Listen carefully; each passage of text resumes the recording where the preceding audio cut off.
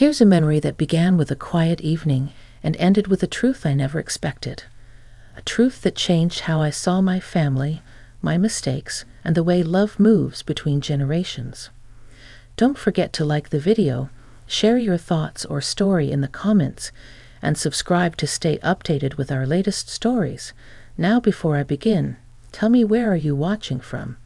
I'd love to know which cities and towns are joining me for this memory that stayed with me for years. It was a soft September night when the knock came. A careful tap on my bedroom window, not the front door. I was sitting up in bed with the lamp on low, reading an old paperback I'd read a dozen times, just for the comfort of knowing what came next. The crickets outside worked their steady rhythm, and the air smelled like damp leaves and neighbors' laundry detergent drifting over the fence. I thought I'd imagined the sound at first, the way quiet houses sometimes speak to themselves. Then the tap came again. 2 gentle taps, a pause, then one more like a whispered, "Please." I set my book down and slid my feet into those wool slippers my sister insists make me look older than I am. The curtain lifted under my fingers, and I found my grandson standing on the other side of the glass, framed by the night. Liam, 6 feet of late-teen awkwardness and that familiar stoop our family gets when we think too hard, had fogged the pain with his breath. He looked like a boy and a man at once, shoulders squared but eyes searching. A porch light 2 houses down caught his profile in a silver outline. He didn't wave. He just looked at me with a softness that made me forget I was supposed to be irritated about the hour. I unlatched the window and floated it upward. A cool breath rushed in, carrying the faint scent of cut grass and the distant rumble of a train that doesn't stop in our town anymore. "You'll catch cold," I said, because I'm a grandmother and my mouth won't let me begin any other way. "Why aren't you at the door?" He shrugged, the way kids do when they wish they could be invisible. "I didn't want to wake Mom with the chime," he whispered. And I thought, I don't know. This felt like the right way. "The right way," I repeated, half scolding, half enchanted. There are moments that sit between the everyday and the extraordinary, and they rarely announce themselves. They arrive like a boy at a window, offering nothing more than his breath on the glass and the tremble in his voice. "Come around," I told him. "I'll meet you at the back." By the time I reached the kitchen door and slipped the chain, the kettle was already humming in my head, the tea tin pulled forward in the cupboard, the old honey jar with its sticky lid. Liam stepped into the kitchen like a cat finding its way into a warm room, shoulders easing just a little. He took in the familiar details, the ticking clock that runs a minute slow, the magnet-framed photos of fishing trips and school plays, the clipboard on the fridge with my grocery list, written in a looping hand my doctor says is healthily stubborn.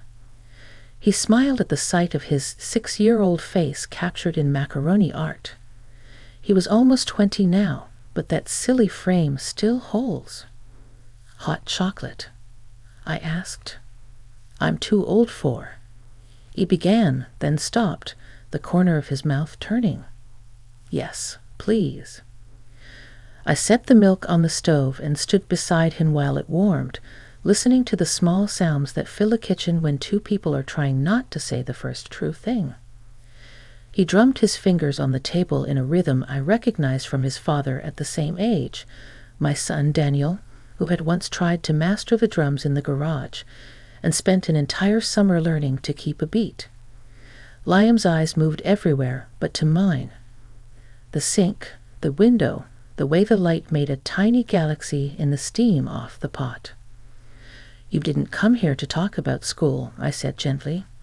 "And it's not about money, is it?" He shook his head.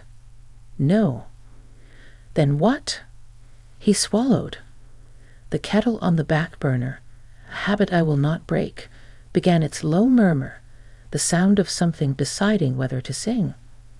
When he finally spoke, his voice had the effort of someone lifting a heavy box.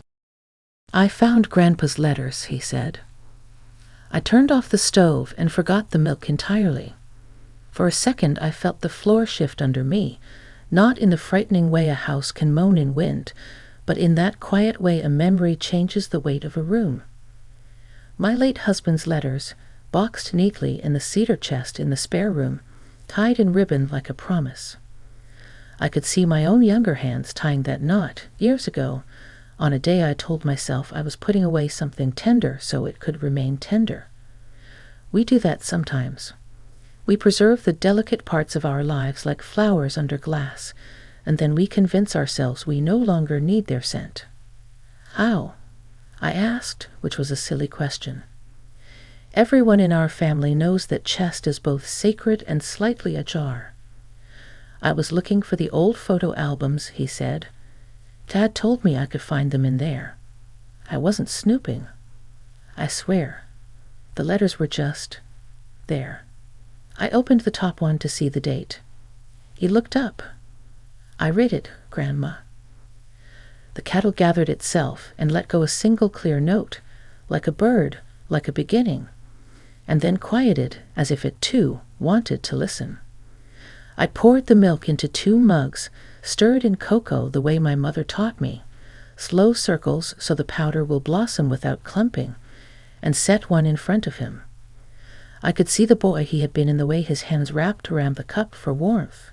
I could see the man he was becoming in the way he steadied his breath before he spoke again. I thought I knew our story, he said. I thought Grandpa was the strong one, and you were. He paused, searching for words careful enough not to bruise. I thought you were the one who held everything together. And I learned you were the brave one too. Maybe braver. He fished in the pocket of his jacket and brought out a folded page, edges softened by fingers. He wrote about the night you told him you were scared to be a mother. Not because you didn't want Dad. Because you didn't want to fail him. He wrote how you stood by the window listening for trains and promised to try anyway. My breath caught the way breath does when it recognizes itself after a long absence. There was a window then, too, smudged with summer, open to a sky full of thunderflies. I was 22 in that memory, the room hot and the world unpredictable. I remembered the exact way I'd placed my hand on the sill, a gesture that didn't mean anything but felt like it did.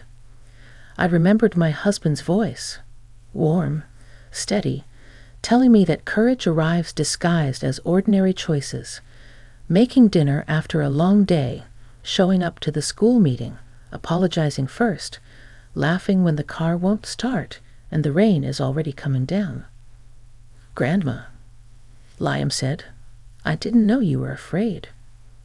I took a sip of chocolate and let the warmth settle. Fear and love often move through the same doors, I said. We just greet them differently. He nodded as if he'd expected I would say something like that, something stitched from years of bumping into my own silence and making friends with it. His eyes grew wet, and he blinked them clear, not out of shame, but because the body has to do something when a room fills with history. There's more, he said. I came to ask you how to be brave. For real, not the kind of brave where you pretend. I got an acceptance letter today. Early, the scholarship. Out of state. He laughed once, a soft sound, almost apologetic. It's what I wanted. It's what Dad keeps telling me to want. And I asked. And I can't stop thinking about Mom, about leaving her, about Dad working late and the Saturdays we all meet here, and the way you always send leftovers home in those little containers. He swallowed. And I'm scared like you were, scared of failing, scared of forgetting who I am if I go too far, scared I'll go and it won't feel like I imagined, or worse, scared I'll stay and always wonder. I could feel the weight of his words settle between us, gentle but undeniable. Outside, the train whispered itself along the far tracks, as if repeating the question he couldn't quite ask. How do we move forward without letting go of who we've been? I reached across the table, and for a rare moment, I took his hands in mine. They were bigger than mine now, warm and strong, the same hands that had once cupped a jar of lightning bugs on this very porch while I told him they were tiny lanterns God forgot to collect. Those hands, I thought, will lift suitcases and fix dripping faucets, and someday hold a child's backpack in a school hallway longer than necessary, because goodbye is always shorter than a heart wants it to be. Do you know what left me breathless that night by the window? I asked, surprising myself with the confession. It wasn't my fear. It was your grandfather's answer. He said, "Talina, you don't have to be sure to be steady. You just have to keep showing up." Liam's mouth softened around a smile.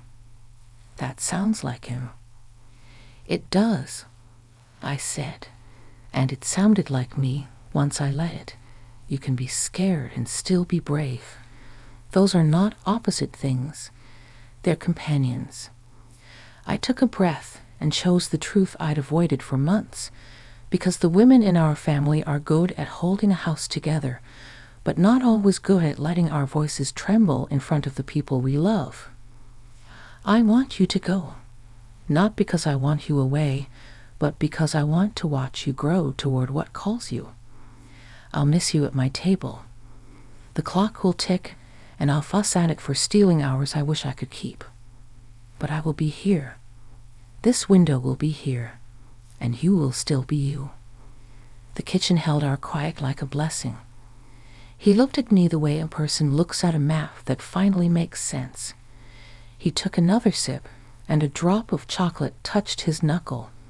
Without thinking, he wiped it away with the edge of a napkin, and then carefully folded that napkin into a neat square, as if returning order to the small things might also steady the big. "I needed to hear it from you," he said. "Dad is Dad. He'll cheer and drive me to the airport and tell me about the city's baseball team. Mom will smile and then cry in the laundry room and pretend the dryer made her eyes red. But you..." His voice thinned. "You're the person who taught me that a good life is just a collection of ordinary moments handled with care." I laughed, surprised by the accuracy. "Did I teach you that?" "You did," he said. "Every time you cut a sandwich diagonally. Every time you put a blanket in the dryer before a storm so it would be warm when the power went out. Every time you stood by the window and listened for trains." He pulled the folded letter from his pocket again and placed it between us like a small flag of surrender. The paper was creased but clean, the ink a dark thread through the center of the night we were sharing. I also came to ask if I could take one of Grandpa's letters with me. Not to keep forever, just for the first month. I'll bring it back. I found myself breathless once more, not from shock, not from fear, but from the tender ache of being seen. So many of my choices in this house had been quiet ones, stitched with old thread, strong but modest. The boy at my window had recognized the pattern. I nodded. "We'll choose one together," I said. "A good traveler, one that knows how to hold a hand." He laughed, and the sound traveled all the way down the hallway into old rooms under doors. I rose and he rose with me, and we walked to the spare room where the cedar chest sat, patient as always, the guardian of our lived-in treasures. I knelt, letting my knees greet the soft ache they know so well, and opened the lid. The room immediately filled with that sweet, woodsy breath cedar keeps for itself, as if time has a scent, and it is kindness. We sifted through the ribboned bundles, not reading, just skimming dates with our fingers. I could feel his care in the way he touched the corners. He chose one from the middle. Nothing special on the outside. No stamped star, no yellowed sticker, just his grandfather's steady hand and my old name, the one he used when he wanted me to feel unafraid.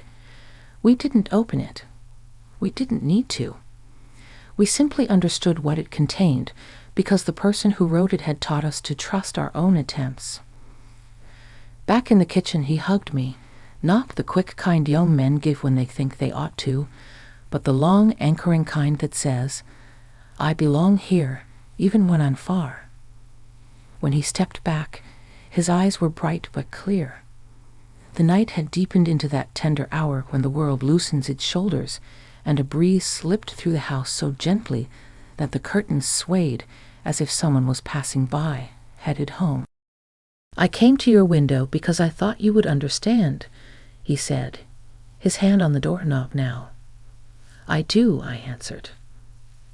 "And I will, even when you're gone." He nodded, then hesitated. "Grandma?" "Yes." "When I knocked, I didn't know what you'd say. I thought maybe I'd wake you and you'd be annoyed. But the truth is, I think I was hoping for exactly this. The quiet, the cocoa, the letters, your way of making big things feel human." His words left me breathless in the best way, the way a person feels when they realize they've been seen whole, their quiet ligure not lost in the shuffle of days. I watched him step into the night, down the short path with the cracked stone I always forget to fix. He turned at the gate and gave that small lift of his chin, the family signal for "I'm okay." And I lifted mine back, our private semaphore passing easily through the dark. After he left, I stood by the open window, just as I had all those years ago, and listened for the distant train. When it came, soft and certain, I closed my eyes and imagined its cars carrying questions and answers side by side. In the quiet, a thought settled in me like a warm stone. Courage is not the absence of fear. Courage is the shared cup on a late night, the folded letter in a jacket pocket, the tapping at a window, and the voice that answers, "Come in." The days after Liam's late-night visit felt different, though nothing in the house had actually changed. The clock still ticked slow, the kettle still hummed at its usual hour, and the same morning light painted the kitchen walls in that gentle golden wash. Yet everything seemed to carry an echo now. His words, his questions, and the way he had stood at my window, as if he were bringing me not just a secret, but an invitation to step back into my own younger self. I found myself thinking about those letters more often than I had in years. The cedar chest had always been a place of safekeeping, but after Liam's visit, I noticed how it seemed to breathe differently when I passed the spare room. It wasn't just a container anymore. It was a voice, reminding me that the past wasn't something to be locked away. It was something to be shared gently, like bread broken across a table. That Saturday, as always, my family gathered in my kitchen. My son Daniel came with his usual quiet energy, arms full of groceries he insisted I shouldn't have to carry. My daughter-in-law moved briskly about, filling the house with the sound of drawers opening and pans clattering. And there was Liam, different now, though no one else seemed to notice. He met my eyes across the table once, just briefly, and in that glance I felt the thread of our secret conversation still holding. When the meal was over and everyone had gone, I found him lingering on the porch. The others had walked down the path toward the car, their voices carrying with laughter, but he stayed behind, rocking lightly on his heels, as if he hadn't decided whether to leave just yet. "You didn't tell them," he said softly, almost as though he feared the night would carry his words back to the others. "No," I answered. "That was yours to tell, not mine."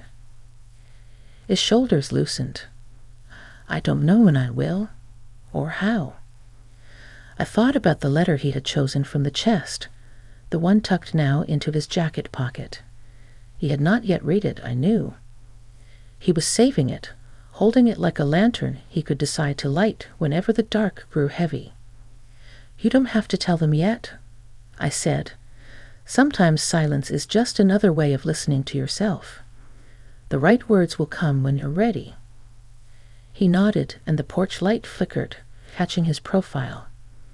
For the first time, I noticed how much he looked like his grandfather when he was lost in thought. The slope of the nose, the curve of the jaw, the way his hands rested open at his sides, as if ready to carry something unseen. "Grandma," he said after a pause, "did you ever regret choosing courage?" The question startled me. Regret was not a word I used often, though I had carried my share of it in quiet corners. "Yes," I said honestly, surprising even myself. "Sometimes I did." Because courage often meant letting go of comfort or saying goodbye before I was ready. But regret fades. What remains is the memory that I chose to keep moving, even when I was afraid. That memory has kept me company all these years. He looked out into the dark yard where the cicadas were tuning themselves into a low, steady choir. "That's what I want," he whispered. "To choose, even if I'm scared. To look back and know I didn't stand still." I reached over and touched his arm, not to hold him, but to let him feel the weight of my presence.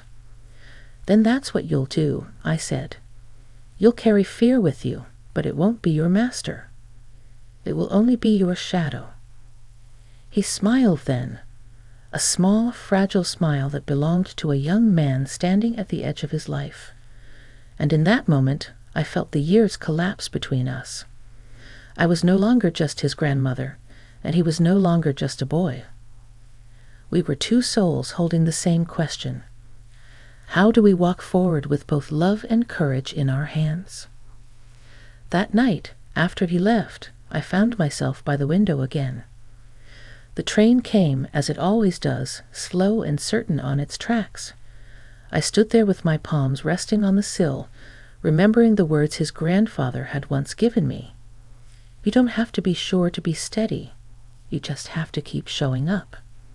I whispered them aloud, this time not just for myself, but for Liam, wherever he was in that moment. And I hoped the words would travel to him the way the train carried its whistle through the night, soft, steady, unshakable.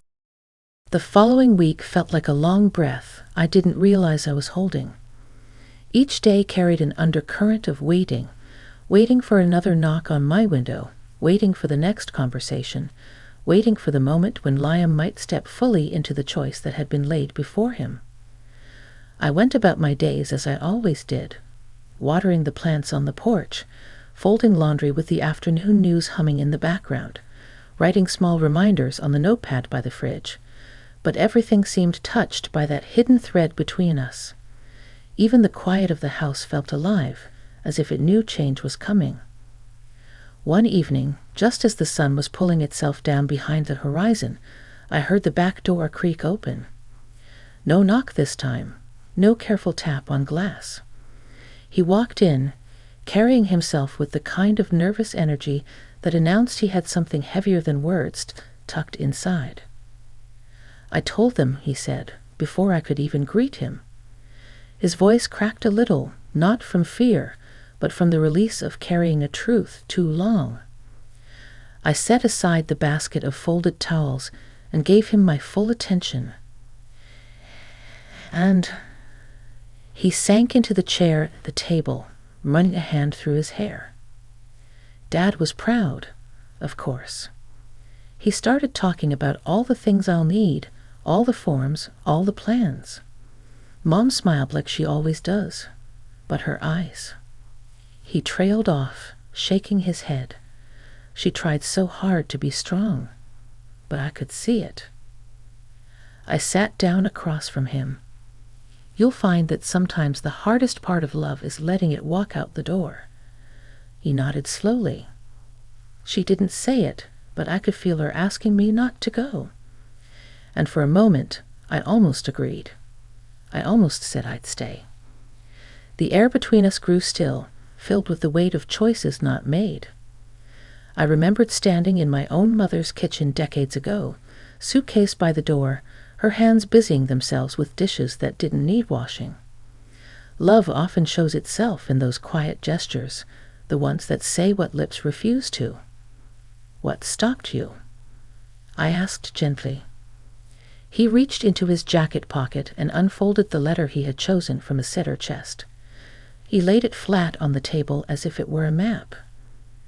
"This, I read it last night." My chest tightened. What did it say?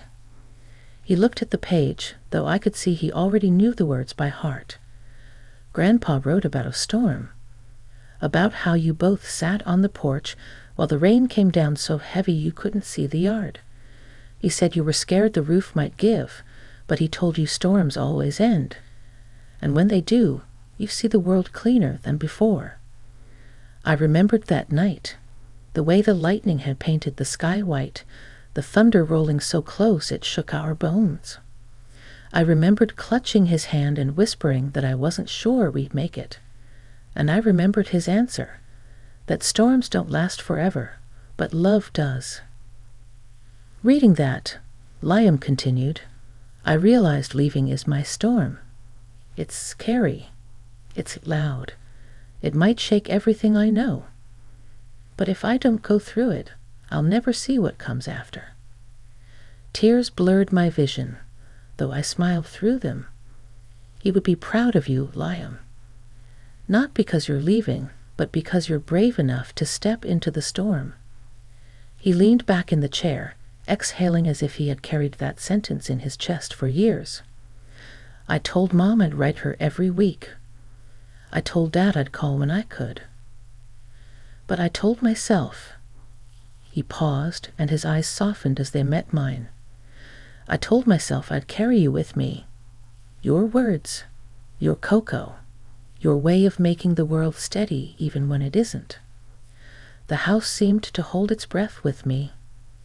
Outside, the night was quiet except for the sound of wind teasing the branches against the siding. I thought of all the ways we passed strength to each other, sometimes in grand gestures, sometimes in nothing more than a folded letter and a listening ear.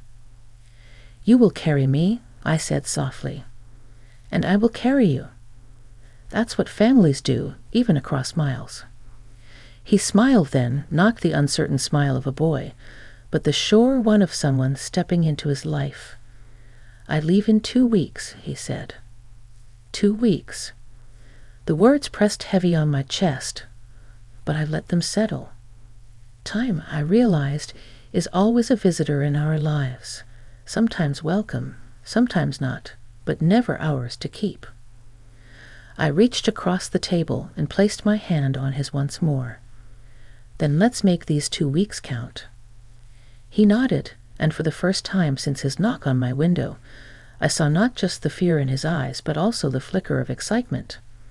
The kind of excitement that carries people into their storms, and through them toward the clear sky waiting on the other side. The last 2 weeks passed as though time itself had learned to run. Each day slipped into the next with a speed that both comforted and unsettled me. I kept myself busy with ordinary tasks, cooking, sweeping the porch, folding laundry, but in each action I felt the quiet ache of knowing these were the final days before Liam would step into a new world. We found ourselves spending more evenings together than we had in years. Sometimes he came by with his mother, sometimes alone, sometimes unexpectedly, like the night he showed up with a deck of cards and asked me to teach him the old game I used to play with his grandfather. We sat at the kitchen table shuffling and laughing, our voices carrying into the night. I caught glimpses of the boy he used to be, the one who built forts out of blankets in my living room, and the man he was becoming, steady and thoughtful, ready to step into life on his own terms. One evening, just before the sun sank, he asked if we could take a walk. We strolled down the familiar streets of our neighborhood, past fences chipped by weather, gardens tended with love, porches with rocking chairs still warm from the day's light. He spoke about his hopes, studying hard, meeting new people, making something of himself, but also his fears. What if he failed? What if he let us down? What if the world wasn't kind? I listened, my hand brushing his arm lightly now, and then the way one steadies someone on a rocky path. The world is not always kind, I told him. But you will always have a place of kindness to return to. That is what family means. He nodded, and I could see he was storing the words away like provisions for a long journey. The night before he left, he came to my house one last time. No knock on the window this time. He came straight through the door, carrying his suitcase with one hand and something far heavier in his heart. We sat in the living room surrounded by the faint hum of the clock, the smell of lavender from the sachets tucked into the cushions, and the weight of all the years behind us. He reached into his pocket and laid the letter on the table. It was folded carefully, just as it had been the night he chose it. "I want you to keep it safe again," he said. "I don't need it in my pocket anymore. It's here." He tapped his chest. I swallowed the lump in my throat. "Are you sure?" He nodded. "Yes, Grandpa's words gave me what I needed.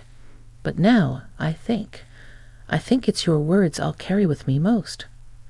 The way you've reminded me that fear isn't the end, that showing up is enough, that love makes us steady."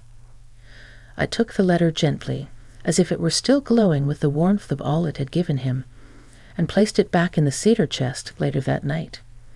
It belonged to both the past and the future, and now it had done its work once more.